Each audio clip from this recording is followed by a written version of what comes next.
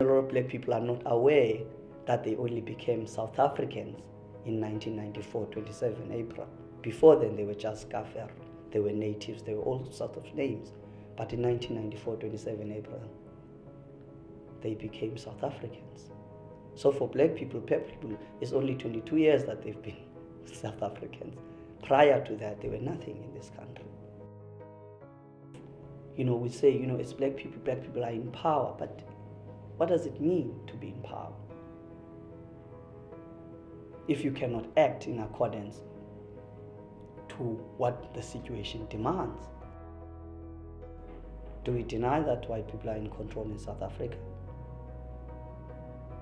One does not have to look very far. White people are privileged in South Africa. All white people are privileged in South Africa. Whether people say, I am aware of my privilege. One of the most fascinating questions that I've been asked by a white person was how to give up power as a white person. And I did not have a ready answer for that question, but what I said was that white people need to shut up. If they trust that black people are human enough, then they need to trust that black people will take this country to a situation where the scales will be balanced.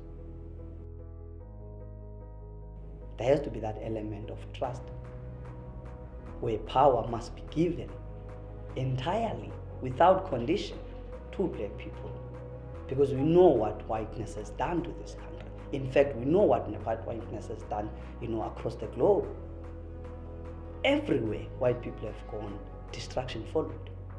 That even to this day, we are still contending with things that happened, in 1912, in the 1913 Land Act. 1948, the National Party took over. All of those things are problems that have got us here. So we know what whiteness is capable of. We know what white power does. If white people are serious about South Africa, then they need to get to a situation where there's a total trust on black people to shape this country without the influence of white people, without the white paternalistic kind of tendencies that we've seen, which are largely still maintained by institutions that uphold racism. Other people who talk about Marikana as an example where black people shot black people, which is a very sad case. But if you unpack Marikana more, you find that the hand of capital was the driving force behind that.